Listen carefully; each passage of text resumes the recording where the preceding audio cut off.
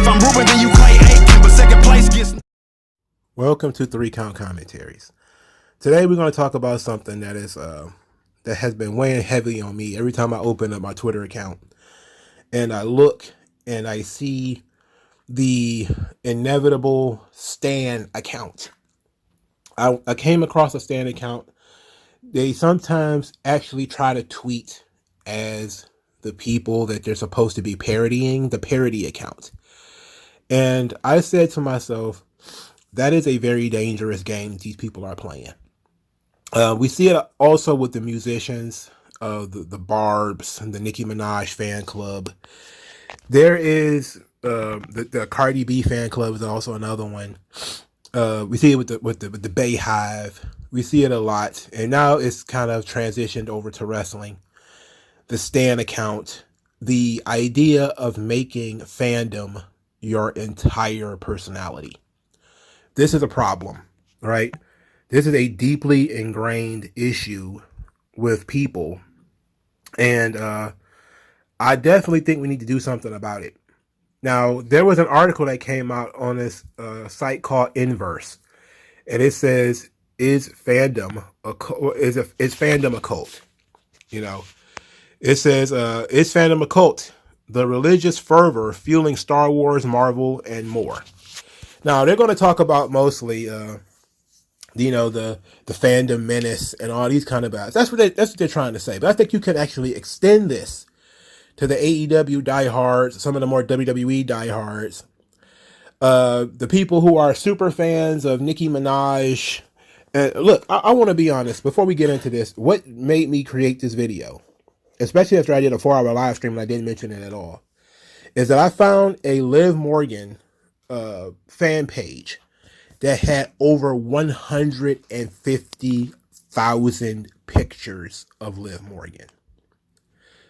There was literally somebody taking screenshots of her every frame she took at Clash at the Castle or something like that.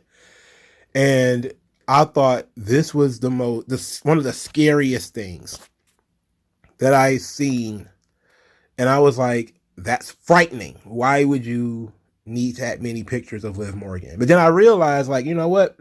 There's a lot of people who are like that. There's a lot of people who are like that. And it's becoming more and more prevalent. I think as we are in a society that has sort of destroyed the concept of religion, we've also, praised a lot of idolatry, and that's really what that's what a lot of this stuff is. A lot of it is idolatry. If, regardless of what your religious point of view might be, if you are, running some of these Barb accounts, if you are, running some of these Liv Morgan Stan accounts, or even some of the other people, we definitely have to have a discussion about how important these things are to your life. But let's get into this article. It says, yes, even you could be in a cult right now. In mid-December 2018, Daniel Hassall sat outside his local movie theater for 5 hours, waiting to see a work of art that some have waited decades for.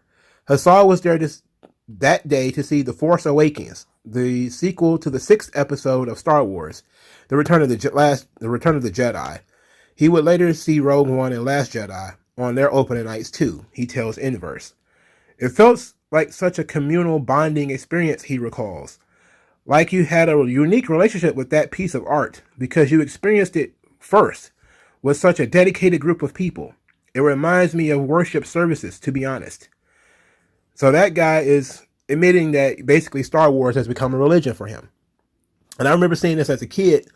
I used to look at the news and be like, I'm never watching that shit. Anything that would have you sitting outside, in a line with people waiting for the doors to open. I'm not, I'm talking days. I'm not talking like, hey, the show starts in 40 minutes. Let's go get in line so we can get to our seats. And I'm not talking about that. I'm talking about, hey, we announced that the movie's going to come out on the 13th. You're out there on the 11th. All right. Because you want to make sure you get a good seat. No, it's ridiculous. I'll see it when I see it. And I've never felt that way about anything. I love wrestling. I'm almost 40 years old, I have a wrestling based YouTube channel. But guess what, brother? I've touched grass. I've had sex. It's not my entire adult life. It's just a fun thing that I add on top of the very serious things that I do, so, but for some people, they have a great attachment, that parasocial relationship that they have with characters and the people within them, and the way that they have monetized and nurtured that through Comic Cons, through meet and greets. These kind of things are definitely nurtured, So the relationships that people have with some of these characters and some of these franchises, some of these universes, they are promoted by, Star Wars wants the dedicated fans. Well, they did before Disney got a hold of them. Now they want to have a whole new fan base. And that's really why this article is being written, is because so many people and so many fan bases are starting to switch now as bigger companies buy them and bigger companies start taking them in different directions. It means that things are starting to change. And this next paragraph speaks just to that. It says, being a fan means sharing a story or even a worldview with others. It means gathering people together to talk about the story. But some stories are so vital as to define entire civilizations, while others are trivial. If that's true, then where does the Marvel Cinematic Universe fall? Or Star Wars? Are superfans in some Disney-controlled cult? Ultimately, recognizing fandom as a religion may be the best thing to happen to you. Jody Eichler Levine, professor of religious studies at Lehigh University, says this: one way we define a religion is a way that people have a network of relationships with things that are both human and superhuman. It's also a way that humans make homes, confront suffering, and find a way of being in the world. That's interesting. I don't like the whole way of being in the world stuff, but it is what it is. Inverse says, Levine caused an uproar on Twitter earlier this year when she mused that, quote, Disney adults, people whose lives revolve around Disney, use pop culture to fill the same need that a, quote, legitimate religion might in another person's life. But ultimately, she argues, quote, all fandoms have the potential to become very religious. Now, in the wrestling parlance, we talk a lot about, AEW becoming a religion and becoming a cult. And I've noticed it for a lot of people who they don't have, let's say, God and country. They kind of believe a lot in wrestlers and wrestling, and that becomes their new religion. That's why I say things like, stop worshiping CM Punk, which is one of the things that I said. It's because for a lot of people, he became the Messiah. He became the savior. He became, through the pipe bomb promo, we was brought CM Punk the first. He became an emperor of sorts, the voice of the voiceless. All of this is very religious iconography here. And it wasn't until recently when he cut the pipe bomb promo on AEW that people started seeing it the other way. That, maybe it's not that great of a thing to have a single, savior in this way. But again, remember, we were kind of laughing at the guy who cried when CM Punk came back. And he was, reaching and crying and everything. And people laughed at him and said, this guy's such a dork. And then there was other people saying like, oh no, I wish somebody loved me as much as this guy loves CM Punk. But it's not really, is it a positive thing? No, it's not positive. But at the same time, I don't know that guy, so I can't say like what CM Punk means to his life. I just think it's weird. And I don't think wrestling ever used to be this way, but now it is. As Disco Inferno said, wrestling has become, it's a thing for dorks. But let's continue this article as they talk about, quote, the Church of Marvel. It says, what we call a religion is increasingly nebulous. More than a quarter of Americans consider themselves spiritual, but not religious. The role religion used to hold in society is slowly but visibly giving way to a more secular ideology and pop culture. Disney adults can make trips to Disney as a pilgrimage, decorate their homes using We Do Disney Manifesto, as the theme and participate in innumerate rituals. Disney cast members, the firm's name for its employees, are even required to sit through a training class called Disney Traditions. Any fandom, be it for a sports team, a celebrity, a band, or a franchise, can functionally be someone's religion. Eckler Levine continues, I have a very capacious definition of religion, and I think quite a lot of our contemporary fandoms would fit that definition. Then Inverse continues, but not all religiosity is benign. Some groups stray toward harmful and isolating practices, sequestering their members away from broader society in the name of purity and control. At the extreme, these sects can be called cults. The most prominent examples of cult-like behaviors in fandom can be found in sci-fi, especially in Disney-owned Marvel and Star Wars. At the same time, many real-world cults take direct influence from sci-fi and vice versa. So they're going to use some, they're going to talk about some real-life cults. We're going to skip over some of that stuff. So it says, there is an insularity there, where the in-group of established fans or followers are given a separate designation from people who are engaged with the given material, casually engaged with the given material. We call them casuals in the wrestling parlance, of course. Hassal once participated in the Marvel, DC Comics, and Star Wars fandoms. Understand that what they're talking about is a little on the extreme, but they're trying to basically say that if you don't like, Star Wars today, you're in a cult. If you don't like Marvel today, you're in a cult. Or if you're that kind of thing. And basically how these people don't like the casual audience. And again, we deal with this a lot in the wrestling space, where WWE does stuff fully understanding that there's not going to be any interest in the hardcore. Roman Reigns versus Logan Paul most recently was announced, and all of the hardcore fans absolutely had a meltdown. They don't understand it. They're tripping. They're, pissed off. Why not AJ Styles? Why not Braun Strowman? Why not Gunther? Why not anybody? Why are we doing this to Logan Paul? He's not a real wrestler. While some of the people who are smart, who know a little bit about, business or stuff like that, will say, hey, they're just trying to get attention on this silly show that doesn't mean anything. We understand it. But the hardcore wrestling fans, some of whom have made AEW their new religion, they don't quite understand it, And even some of the WWE hardcores, this is some of the things that makes them cringe, the things that they don't like, is that WWE is always chasing the casual audience, the casual fan. But that's who spends the most money on this stuff, is the casual fans, if we're being honest, And then they also pass it on to their children. But let's continue with the Inverse article. You have to prove your credentials, and in many ways, they make it a lifestyle. They can't allow any criticism of their fandom or faith.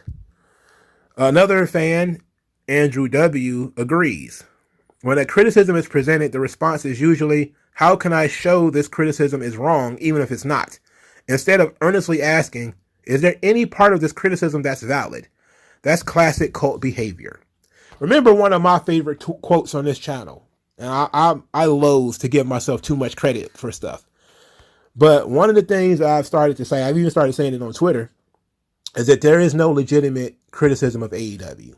If you criticize AEW even a little bit, you're wrong. You just don't understand what they're doing. You're too brainwashed by Vince and the WWE. You're a Vince cell. You're a WWE drone. It's like, okay, I would just like for you to explain this. Well, they don't need to explain everything. Not everything needs to be explained. It's like, okay, why are you booking this? Why are you doing this? Anything that would be sort of the similar criticism that you would put to the WWE, you put it to AEW, you get rebuffed immediately. And it's an interesting thing to watch occur. So I've been on the wrong sides of these things. Again, I'm getting some of the most nastiest emails about some of the things that are most benign. I've gotten some of the ugliest comments in my comment section from things that I think are pretty benign. Pretty benign criticisms of wrestlers or a show or something like that. And, Usually I critique things in ways that are at least humorous, at least I think so, and entertaining, at least I think so. But it's not serious. I don't generally, like, even my dislike of Dakota Kai and Natalia, it's played up a little bit. To be quite honest, I just don't care about them. You know, like, I just see them on TV and just kind of shrug. Like, I don't see the intrigue. But I will spend a minute roasting them because I think it's funny. And because other people might think it's funny.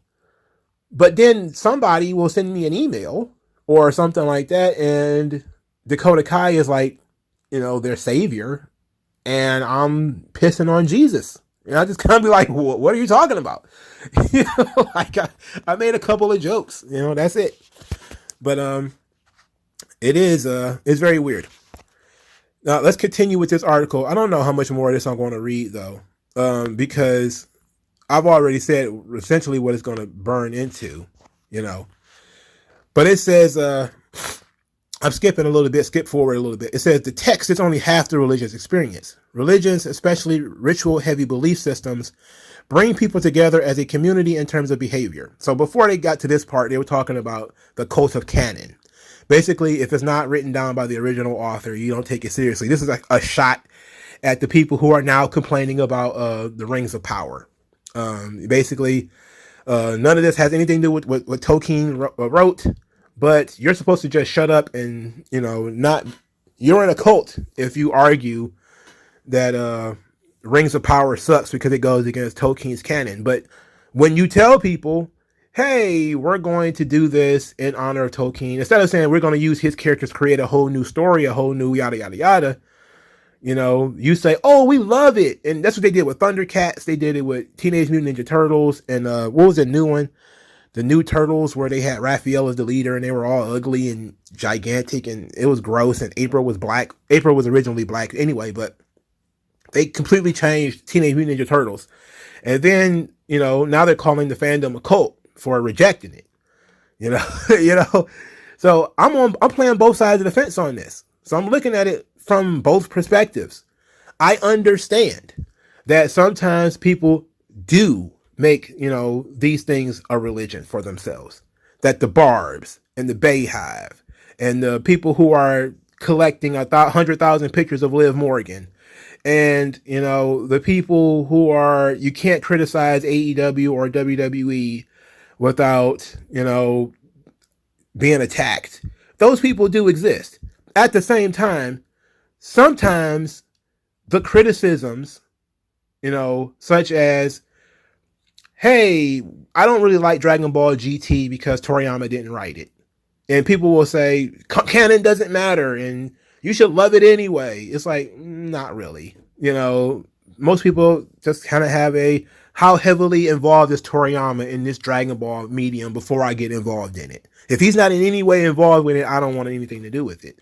You know, because when he gets involved with it, he's just going to counteract the canon anyway, which is what he did with Broly, what he did with Bardock. You know, like, he had nothing to do with the creation of Bardock or Broly. But when he did involve himself with Bardock and Broly, he changed the canon in order to do it. So those kinds of things can happen and do happen. So, you know, now they're going to talk about cosplaying, which is something that, you know, I've kind of been weirded out about in wrestling, is the amount of wrestlers who do cosplay. Now, fans who do cosplay, I'm not sure when it began, but I remember when I went to a wrestling show in 1996, which is the only wrestling show I had been to for a decade, and then I went to WrestleMania 23 in Detroit. I had never seen anybody cosplay a wrestler. The only wrestler I had ever seen anybody cosplay was Undertaker, for obvious reasons. He was the only one that was kind of a loud character that most people would want to dress like. I never saw anybody dress like Razor Ramon. You know, I've seen them wear the t-shirts. I've never seen anybody with the toothpick and everything. I've seen professional cosplayers of Razor Ramon now. Female cosplayers of Razor Ramon. Chest hair and everything. All right? She's just wearing like a bikini top or something like that. And it's interesting to see how wrestling has changed, how the fandom has changed. And now, you know, there's wrestlers who have, like Tony Khan is cosplaying Orange Cassidy. You know, it was played up as if it was done for Halloween. Yeah, sure. Now, I'm not gonna say anything negative about Tony Khan because he dressed up like Orange Cassidy for Halloween, but it's an interesting new change to the wrestling business. It was very interesting. And so I'm looking at it like I don't get it, you know. So back to the article, it says also like mainstream religions. I'm going forward a little bit. These rituals are steeped deeply in capitalism. Mainstream religion and capitalism? What? This is how you know that, you know, idiots wrote this. Religion has nothing to do with capitalism. It really doesn't. Whether capitalism is the free exchange of goods and services, you don't, that doesn't, you don't have to be a Christian to be a capitalist. You don't have to be a Jew or a Muslim or a Buddhist or a Hare Krishna to be a capitalist. That makes no sense, but whatever. Okay, whatever.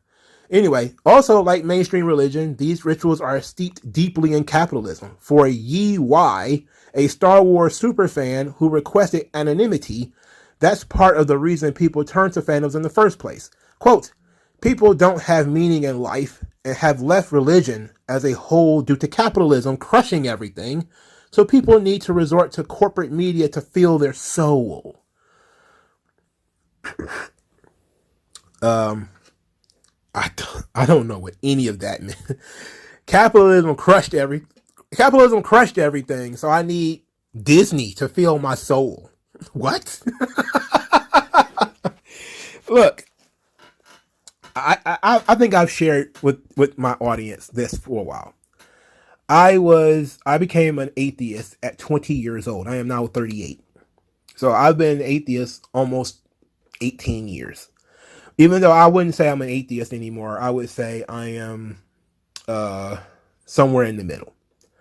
Okay. So that being said, when I became an atheist, I didn't become a super fan of anything. I was still the same wrestling fan I was before. I wasn't even watching wrestling when I became an atheist. When I said it out of my own mouth, I wasn't even watching wrestling at the time. I was 20, you know, which would have been 2004, 2003, 2004. I wasn't even watching wrestling at the time, but I was still a wrestling fan. I followed it through the message boards. I still liked cartoons and anime and Dragon Ball and stuff like that, but I wasn't deeply in it anymore. But so when I became an atheist, it had nothing to do, like my belief in religion had nothing to do with the fandoms that I was participating in or my amount of participation in those fandoms. You know, it really didn't, those two things really had not occurred to me. And while I agree, some people have lost a lot of their identity and a lot of people have lost their belief in religion, but I don't think they're filling it with fandom. I think that a lot of it are filling it with other things that provide them with moral superiority. Socialism, you know, for instance, has become a religion in the United States and in Europe, right? Because the cult of Marx, if you want to talk about something being a cult, no matter how much you disprove socialism, no matter how much you disprove communism, a guy sitting, you don't need a super PhD in economics to disprove socialism. Just ask a guy how hard, you know, if you work hard, should I be able to take something that you worked for and give it to somebody who didn't work? They'll say no. 100% of people will say no. So then what will happen is they'll start adding caveats to it. They'll start saying, okay, you worked hard, you know, all of this is yours. But wouldn't it be nice for us to help these nice blind people or these nice people who have no arms and legs or all these small children? And, you know, wouldn't it be great if we could, if, you know, us with all our able bodies and well-trained minds, we can go out there and we have a little bit extra, we can give and we can help. And then you say, yeah, I agree. We can give and we can help. And guess what? All the religions teach this. Every single one, Christians, Muslims, Jews, all of them. You know, they really do all of this great work in their own communities with their own people, usually. it's a community. Somehow this turned into the government owns 30% of your shit. No, nobody agreed to that. Everybody agrees that you should help a poor starving child that you see is in the street. 100% of people will say, I will give something. I'll give what I can, money in my pocket, whatever, to help a starving child. Nobody will say that starving child should, because there's a starving child over there, the government is entitled to 30% of everything I ever earned ever. And they could kick me out of my house if they want to. And I have to, pay exorbitant fees on cigarettes and liquor and gas. Nobody agreed to any of that crap. If you ask people, should you help the poor? They will say yes, regardless of their religion.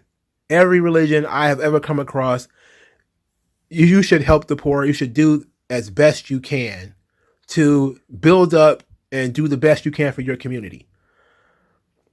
You don't need to be a capitalist to do that. And it's not socialism if you do it on your own. If you go into your own pocketbook and say, I got a little extra money, I'm going to give a starving family $200.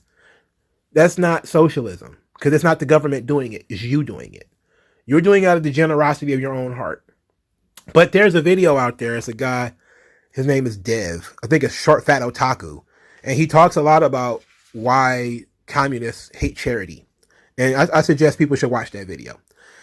But so this idea that religion is steeped in money, which is something they're talking about in the Inverse article, is where it says here. Let me go back to it. It says Eichner Levine adds that paying money to get something in return is not unique to fandoms. Money has fueled religions for a millennia. It's like, not really. The transactional nature of people and religion, that you pay to get something. You pay for absolution. You pay for a higher level of something. Usually those are cults. Or people have a transactional relationship, or they view their religion through a transactional relationship. If I slaughter this goat, God will give me power. If I kill all of these children, I will have strength. If we do all of these things, they think it's transactional.